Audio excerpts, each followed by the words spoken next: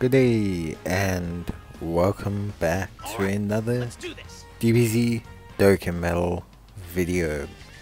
In this video we are going to be taking a look at the final challenge for the third stage of the epic collection of battles, and this is obviously against the Z fighters during the Android Cell Saga. So obviously the requirement is to use 6 Android Cell Saga units, and I think we do pretty well here. We use 4 free-to-play units, and we have a pretty good team overall. We also manage not to use any of the main Android Cell Saga leads, so we don't use any int perfect cells. Well, we do use one, but as a friend, and we don't use any AGL first form transforming cells. So overall, it's a pretty decent kind of team build. So obviously, just to kind of run you through it, or to run you through the event first, the very first fight that you do is against Trunks, and Trunks is immune to stunning and sealing, but there's nothing really too special to him. He's not too hard. You then have a choice between 2 fights. One fight is against Piccolo and Tien Shinhan. Piccolo can stun. Piccolo is immune to stunning, but he can be sealed, and he will also heal. Whereas Tien is immune to sealing, but he can also stun. Then in the Trunks and Vegeta fight, Vegeta can be stunned, attack lowered and defense lowered, but he'll also lower your defense on his super. And then Trunks can not be stunned, but pretty much you can do everything else. So that's the first 2 fights. The third one is then Hercule into Goku. Hercule is a very easy unit. He can only evade, but beyond that he doesn't do too much. You just need to literally hit him once. He doesn't have a lot of health. And then you have Goku, who is obviously the next phase. Goku is immune to stunning and sealing, and obviously is a pretty challenging unit, and he can also hit pretty hard himself. And then we have Gohan. Gohan is a 4-stage fight with basically quite a few mechanics going on, but the most important being he's immune to stunning, immune to sealing, pretty much immune to everything as always. And in his final phase he is able to stun your units, and that can be pretty annoying. So that's kind of the gist of the event. If you've watched any of the other epic collection of battles videos by me, you should have a pretty decent idea by now, by now, of what they can do, so hopefully you should have a pretty good coverage with it. So in terms of our team, what did we select? Well, we have the Android 16, who is a super strike unit. Obviously he has a high chance to guard all attacks when everyone in the rotation is Android Cell Saga, which obviously we do have because that's our mission requirement. So he's pretty good when he does have guard active. When he does guard, he reduces damage received by 60% as well, which effectively makes him immortal, basically, to cut a long story short. So pretty good stuff by Android 16.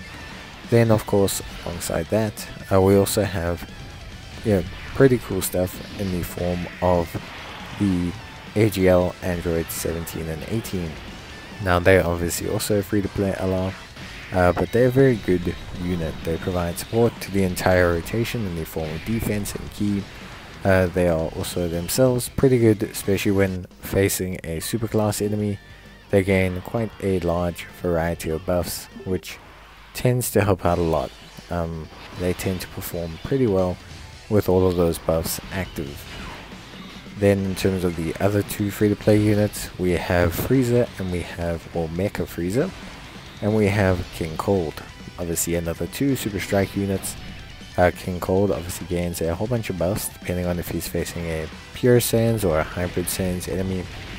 He also gains additional buffs if there is a Frieza unit in the turn, which we won't see very often, but overall he does a pretty decent job.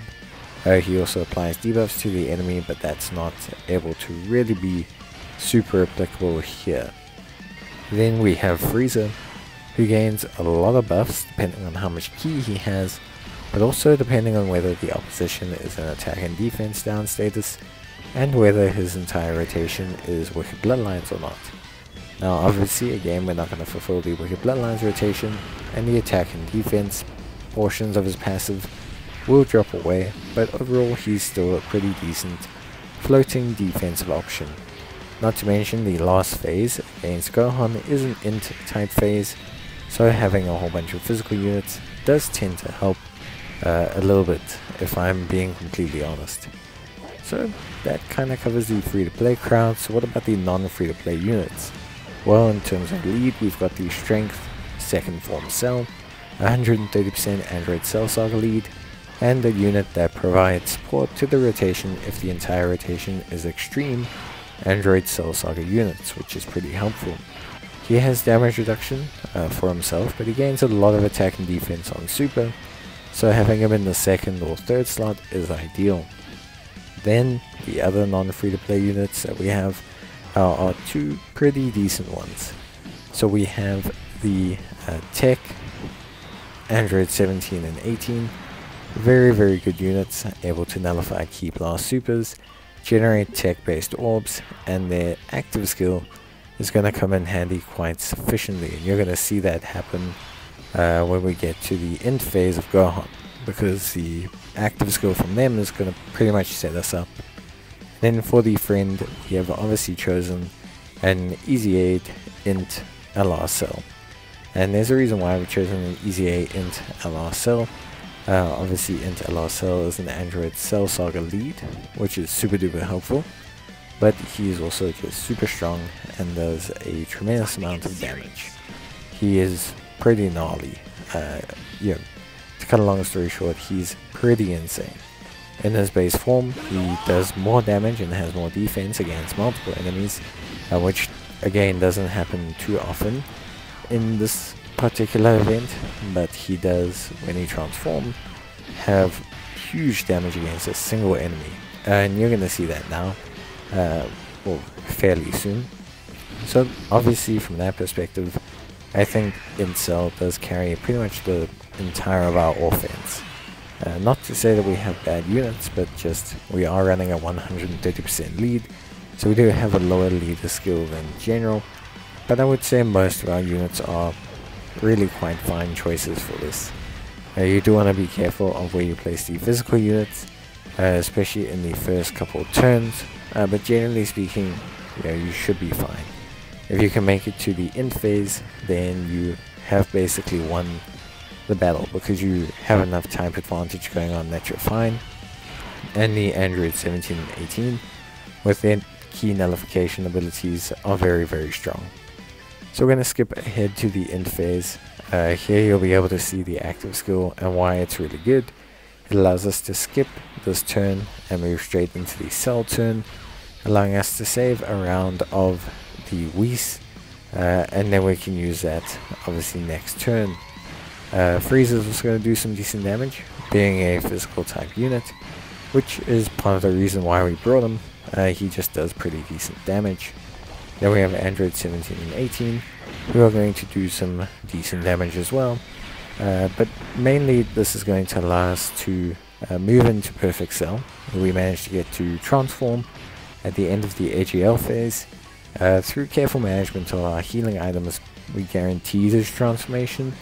So that is a little bit of skill you're probably going to have to work on. And then we'll pop his active skill, and basically we're going to watch him go to town and finish everything up, because that's just what he does. So yeah, I think in general that's basically it. There really isn't anything else too much to say. Int LR Cell is going to clean up. The team was basically free to play, which is cool.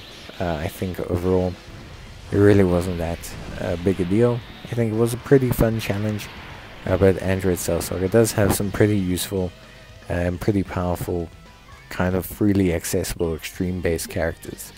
And just a final mention, please remember whenever you do epic collection of battles that certain stages are immune basically to damage from characters of a certain class. So for example, you needed extreme class units to take on this stage, because if you brought super units, they wouldn't do any damage. And vice versa, if you go to stage 4 and bring extreme class, it's not going to work. So yeah, that is basically it. There's nothing else really to kind of mention here. That's basically all the missions done and covered. So yeah, I hope you enjoyed the video. If you have any ideas on a team, let me know. I'll see you next time. Bye.